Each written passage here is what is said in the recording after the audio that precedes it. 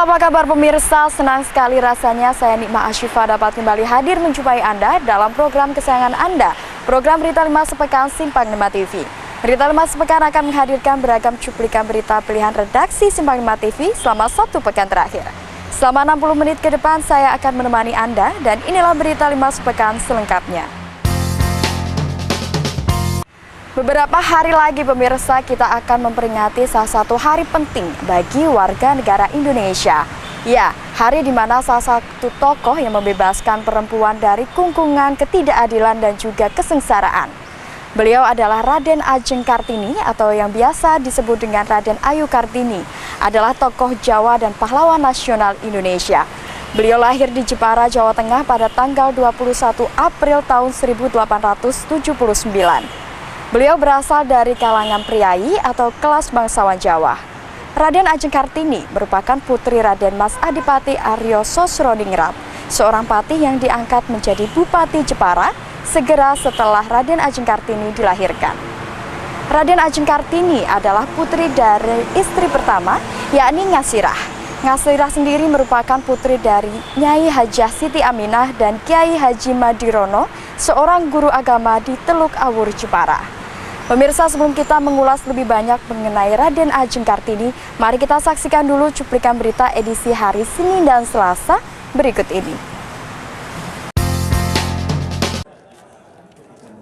Dari responden yang telah dihimpun dari pemerintah daerah Kabupaten Pati, pendapatan daerah terbesar tercatat dari tenaga kerja Indonesia yang mengadu nasib di luar negeri. Karena faktor ekonomi yang semakin mendesak membuat segelintir orang memilih mengadu nasib di luar negeri. Desakan itulah yang menjadi faktor utama ketidakpahaman para calon TKI dalam memenuhi kualifikasi yang ada, yang kemudian menjadikan para oknum calo kian menjamur. Menindaklanjuti hal tersebut, Imam Suroso yang ditemani Endro Dwi Cahyo mendatangkan secara langsung Badan Nasional Penempatan dan Perlindungan Tenaga Kerja Indonesia. Imam Suroso, anggota Komisi 9 DPR RI mengatakan agar masyarakat tahu jelas tentang pemahaman TKI dan ini merupakan pembekalan secara langsung kepada masyarakat. Program saya Imam Suroso untuk sosialisasi tentang BNP 2 TKI oleh bapak-bapak dari TNI dan semuanya tinggi. Ya, jadi maksud dan tujuan adalah biar masyarakat tahu sejelas-jelasnya. Jangan sampai terjadi salah bedaden seperti Dewi Sukawati itu, pengalaman yang jangan sampai diulang lagi, ya kan? Terus sekaligus untuk menambah pencerahan masyarakat Kedung Winong ini biar tambah pinter apa itu DPR RI, apa itu tentang wira swasta, apa itu tentang berbahayanya kalau ilegal dari TKI ilegal, kalau di Indonesia ini masih ada pekerjaan, ya lebih baik di Indonesia saja. Imam Suroso menambahkan jika memang masyarakat memilih mengadu nasib ke negeri orang, sebaiknya melakukan sesuai dengan prosedur, daftarkan diri melalui PT bukan melalui calo. Sementara itu di Kabupaten Pati sudah ada 2 PJTKI, di antaranya Pelita Karya Johari dan Dewi Pengayom Bangsa. Oksanuraje, Simpang 5 TV melaporkan.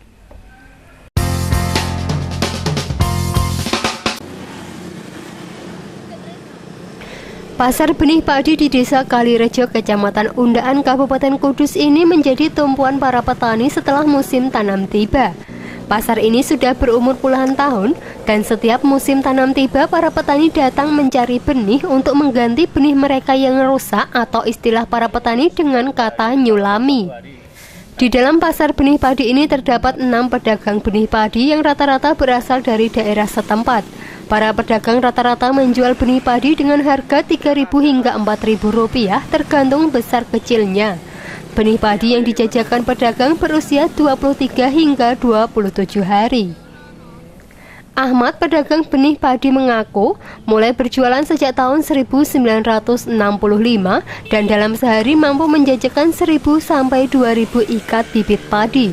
Satu ikat bibit padi dijual dengan harga Rp3.000 hingga Rp4.000.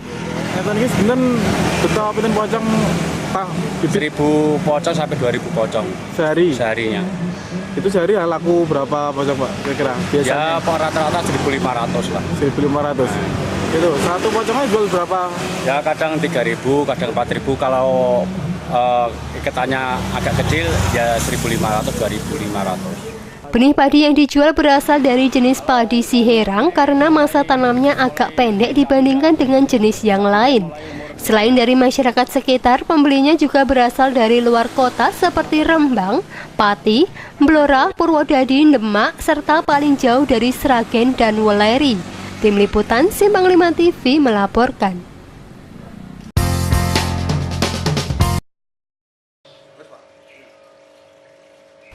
Pekarangan rumah Anis Nova warga desa Loram Kulon, Kecamatan Jati, Kabupaten Kudus dipenuhi dengan akuarium berisi ikan mas koki.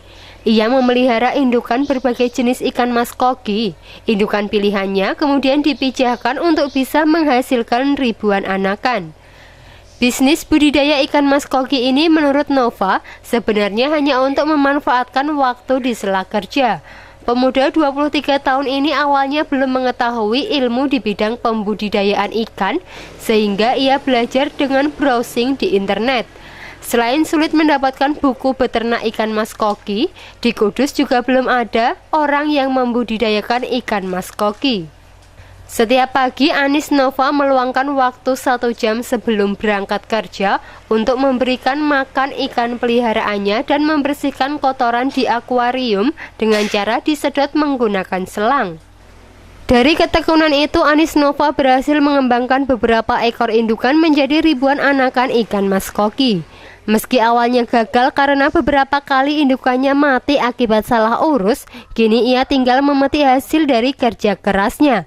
Sekali pijah dirinya bisa mendapatkan 1000-an ekor anakan, namun yang berhasil hidup hingga siap jual biasanya mencapai 800 ekor ikan. Anakan siap jual usia minimal 3 bulan. 3 bulan itu tergantung dari grade. Grade yang paling bawah sendiri itu biasa saya jual itu per ekor itu 5.000 sampai 10.000. Kalau grade yang tengah-tengah itu 25 sampai 50. Kalau grade yang paling atas sendiri itu sekitar 100 sampai 150 lebih lah. Kalau untuk perawatannya sendiri lumayan sulit, soalnya ikan tersebut gampang stresnya, gampang terserang penyakit, dan kita harus sering ganti air. Ikan yang siap ia jual adalah ikan berusia 3 bulan dengan harga jual tergantung kondisi ikan. Untuk grade terendah ia biasa menjual 5 hingga 10.000 rupiah per ekornya. Untuk kelas B ia biasa menjual 50.000 per pasang. Sementara untuk kelas yang paling tinggi minimal ia bisa menjual seharga 150.000 rupiah per pasangnya. Kini Nova telah berhasil membudidayakan ikan mas koki di Kudus. Selain dipasarkan secara online, banyak para penjual dan pembudidaya ikan hias yang datang membeli langsung ikan darinya. Tim Liputan Simpang 5 TV melaporkan.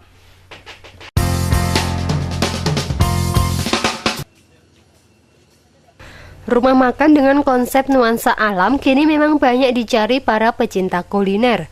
Salah satu rumah makan yang menyuguhkan konsep seperti itu adalah rumah makan Kebun Ibu yang berada di Desa Colo, Kecamatan Dawe, Kabupaten Kudus. Dengan pepohonan yang tertata rapi membuat suasana terasa alami.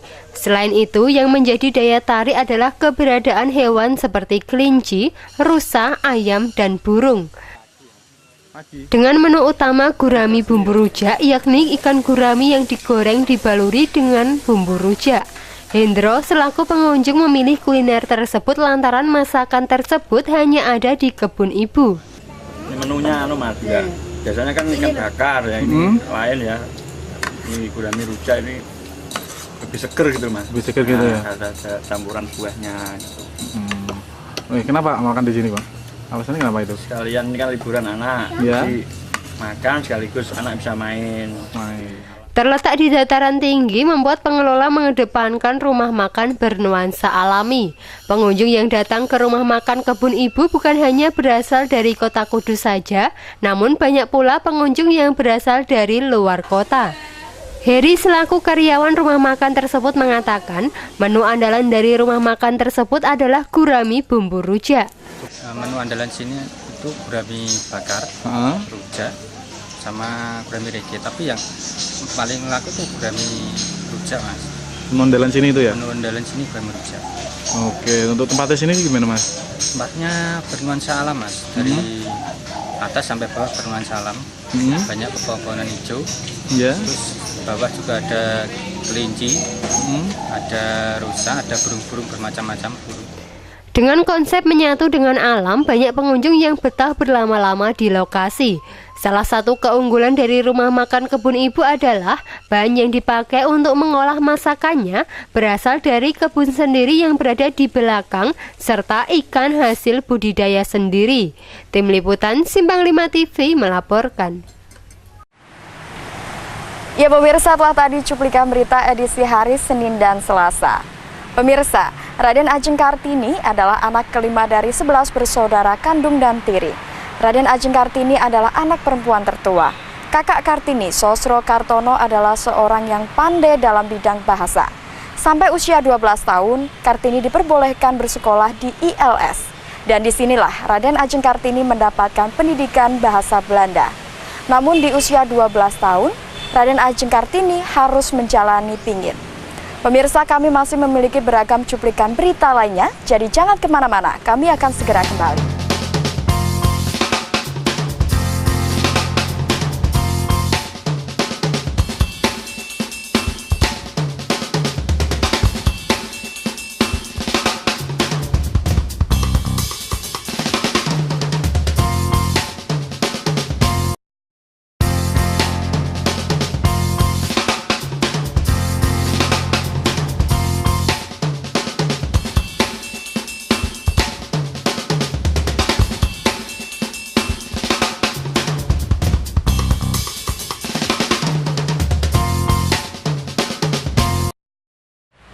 Terima kasih pemirsa, Anda masih menyaksikan berita 5 sepekan bersama saya Nikmah Asyifa. Pemirsa, Raden Ajeng Kartini meskipun dipingit, beliau tetap belajar di rumah. Dan berkat kemampuannya dalam bahasa Belanda, beliau sering menulis surat-surat untuk teman-temannya yang berada di Belanda. Dan dari membaca buku-buku, majalah, serta koran dari Eropa, Raden Ajeng Kartini tertarik pada kemajuan berpikir wanita Eropa. Pemirsa, perhatiannya Raden Ajeng Kartini tidak hanya semata-mata soal emansipasi wanita, tetapi juga masalah sosial umum. Kartini melihat perjuangan wanita agar memperoleh kebebasan, otonomi, dan persamaan hukum sebagai bagian dari gerakan yang lebih luas.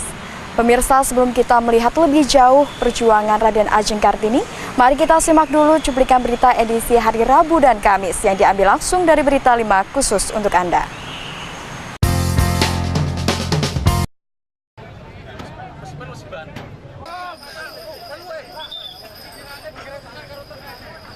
Kecelakaan terjadi di Jalan Pantura, tepatnya di perempatan masuk perumahan Sukoharjo, Kabupaten Pati. Dalam kecelakaan tersebut melibatkan truk bernopol K1946DH dan mobil jenis SUV Nissan Livina bernopol B99OGY. Sementara untuk mengevakuasi korban yang diketahui bernama Zainal, warga desa Sekar Kurung tersebut, yang juga diketahui merupakan anggota polisi, pihak petugas Satlantas Polres Pati dibantu warga mengeluarkan korban. Sekitar hampir 1 jam lebih, korban berhasil dikeluarkan dari mobil dan dilarikan ke rumah sakit.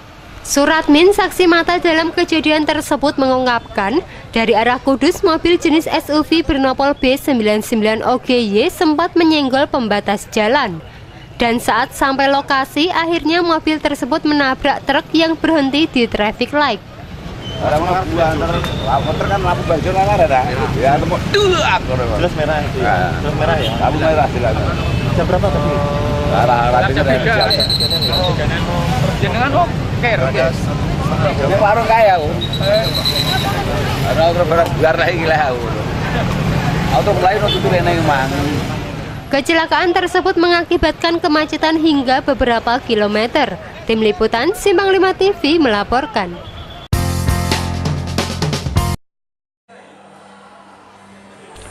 Melalui Naura Tours, para anak didik diajak berkeliling ke tempat wisata yang ada di Kabupaten Pati selama sehari penuh.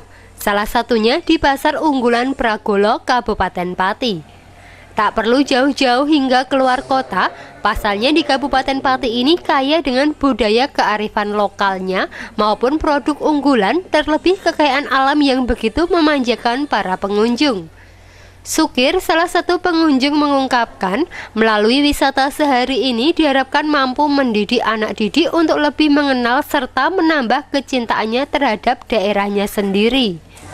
Memenuhi kunjungan wisata di Kabupaten Pati dalam program One Day Exotic Pati. Mungkin ini yang baru pertama kali ya Pak? Pertama kali untuk SD Ngepung Rojo 01 melakukan kunjungan di Pasar Praguda. Mungkin tanggapannya sendiri Pak tentang keberadaan Pasar Praguda ini Pak? Untuk program ini sangat bagus karena pertama mengenalkan anak-anak, terutama anak SD seperti anak SD kami untuk berkunjung di tempat wisata di Kabupaten Pati.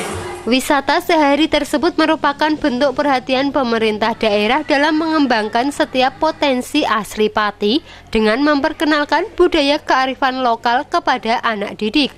Oksa Nurajai, Simpang 5 TV melaporkan.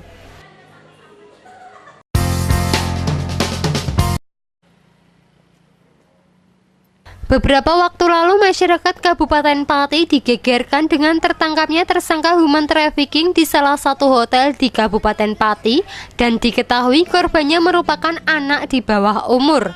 Dilansir oleh pihak kepolisian daerah Jawa Tengah yang berhasil meringkus Gembong Mucikari, korban human trafficking tersebut salah satunya adalah seorang siswi dari salah satu madrasah di Kabupaten Pati. Siswi berinisial SN tersebut terkenal baik dan pendiam di lingkup sekolah. Akan tetapi, 2 minggu sebelum terungkapnya tragedi naas yang menyeret dirinya, mulai terlihat ada kejanggalan. Pihak sekolah menjelaskan bahwa sebelum tragedi itu terjadi, siswi tersebut mulai jarang masuk les, sementara pihak keluarga menutup diri dan hanya memberikan konfirmasi kepada pihak sekolah bahwa putrinya sedang sakit.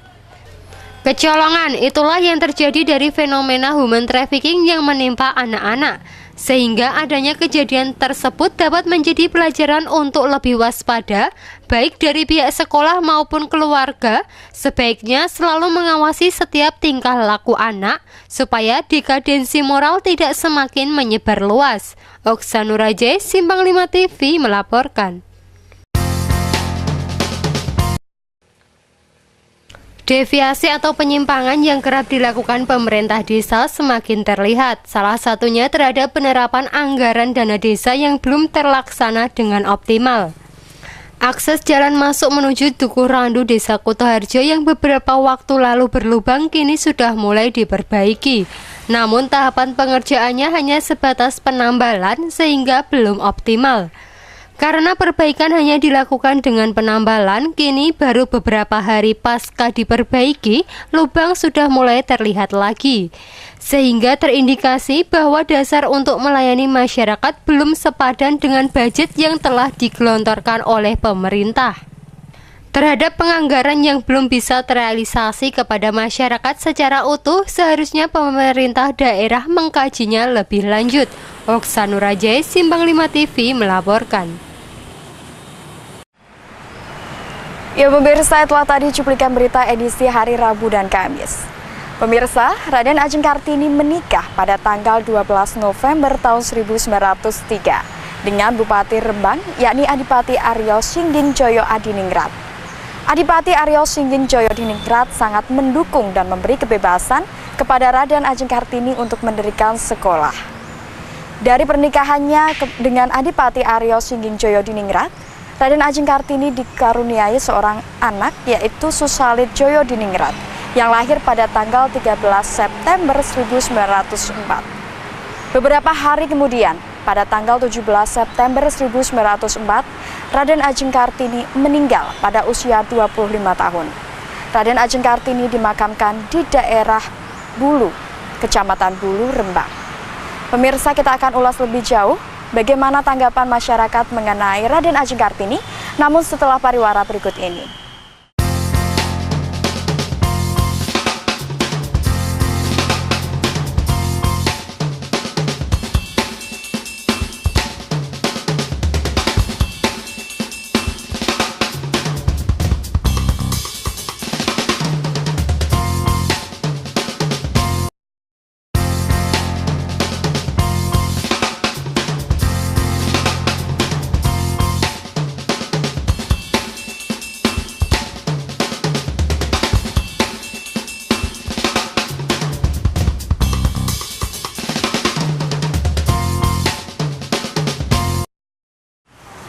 Terima kasih pemirsa, Anda masih menyaksikan Berita 5 Sepekan bersama saya Nikmah Asyifa.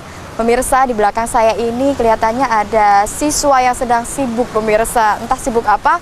Mari kita langsung samperin pemirsa untuk mengetahui bagaimana pendapat dia mengenai Raden Ajeng Kartini. Mari pemirsa. Halo, apa kabar? Hai. Boleh ganggu sebentar ya? Ya, silakan. Iya. Ini saya dari Semarang TV. Ya.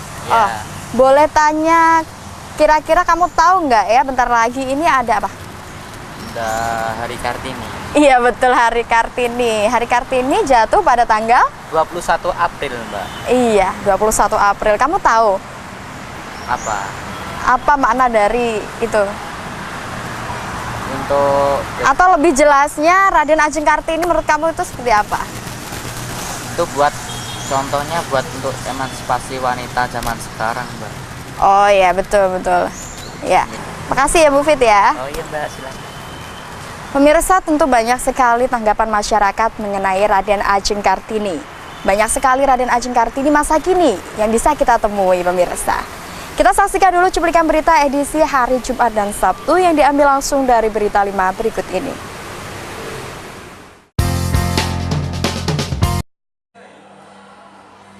Pasar yang diklaim sebagai pasar terbaik di Indonesia, pasar unggulan Kabupaten Pati belum begitu menyerap animo masyarakat Kabupaten Pati. Para pedagang maupun masyarakat masih banyak mengeluhkan berbagai hal, salah satunya masalah pagar yang belum tertata rapi. Tak sedikit pedagang yang lebih memilih ke pasar tradisional. Dilansir oleh Camat Margorejo, pasar unggulan Kabupaten Pati saat ini masih bersifat promosi sehingga masih terlihat sepi dan bagi lapak yang telah laku akan dikenakan tarif. Nah, sekarang untuk bisa mempromosikan, ini kan baru tahap promosi, perkenalan. Jadi memang kelihatannya sepi, ini baru tahap perkenalan ini, tahun ini diperkenalkan itu setiap hari ada dari siswa. Mulai SD, SMP, SMA itu ada Pak. Mulai jam 9 sampai jam 1 itu rame. Di situ sudah ada produk-produk kuliner, makanan sego tewel, sego gadul, sego soto, jus opor dan sebagainya. Ada dengan harga yang miring sama dengan harga di luaran. Belum tersedianya pagar yang memadai menjadi salah satu faktor yang mempengaruhi kemajuan pasar unggulan Kabupaten Pati. Padahal budget yang telah digelontorkan tidaklah sedikit. Oksa Nurajai, Simpang 5 TV melaporkan.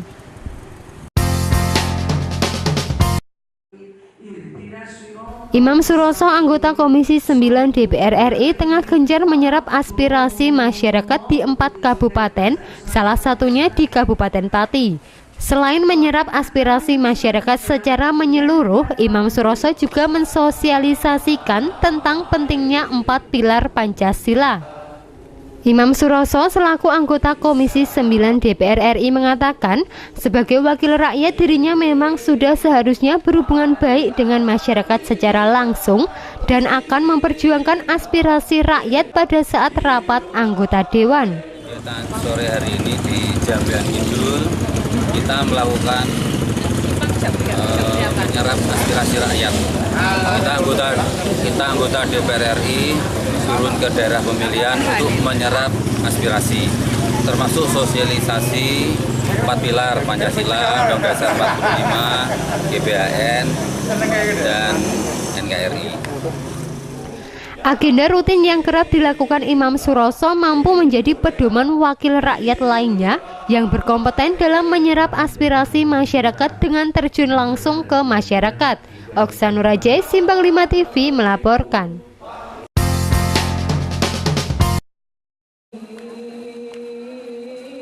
Sabtu pagi telah digelar pelantikan dan serah terima jabatan pimpinan daerah Muhammadiyah yang sedianya mengabdi bagi seluruh keluarga besar Muhammadiyah Kabupaten Pati. Sebagai pemimpin baru, Muhammad Asnawi akan mengambil langkah awal dengan memerangi kemaksiatan melalui tindakan nyata ikut dalam penegakan Perda Kepariwisataan Nomor 8 Tahun 2013. Muhammad Asnawi, pimpinan daerah Muhammadiyah mengatakan, Muhammadiyah sudah menyepakati untuk mendukung sepenuhnya program pemerintah yang melakukan penertiban karaoke.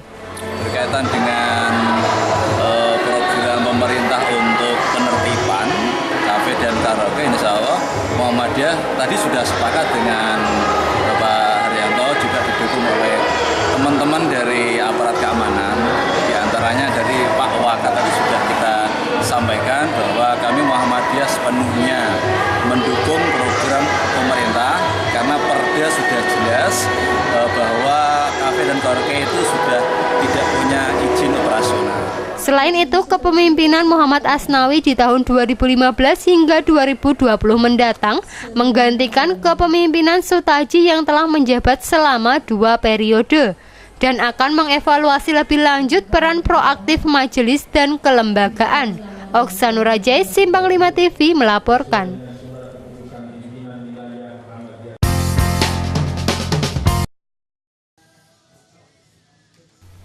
Getuk adalah salah satu makanan tradisional yang sangat populer terutama di kalangan orang Jawa.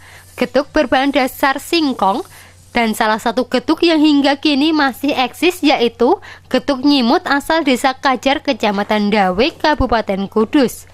Getuk nyimut ini tak berbeda dengan getuk yang lainnya, sama-sama berbahan dasar singkong yang dikukus lalu ditumbuk supaya halus. Setelah ditumbuk, getuk ini dibuat berbentuk bulat dengan diisi gula pasir di tengahnya. Setelah itu digoreng hingga berubah warna kecoklatan. Hanya dengan Rp1.000 saja Anda sudah bisa menikmati lezatnya getuk nyimut khas daerah Kajar tersebut. Yanti, salah satu pedagang getuk nyimut, mengatakan dalam sehari dirinya menghabiskan 2 karung singkong. Setiap akhir pekan atau hari libur, Desa Kajar banyak dikunjungi penikmat getuk nyimut yang selalu ketagihan dengan rasanya.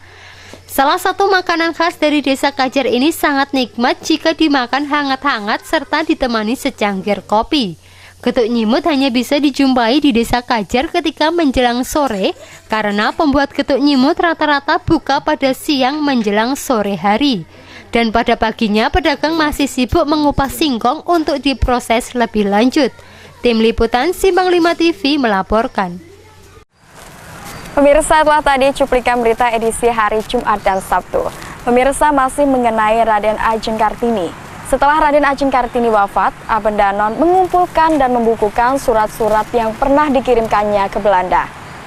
Pada tahun 1911, surat-surat Raden Ajeng Kartini diterbitkan oleh Abendanon sebanyak 5 kali.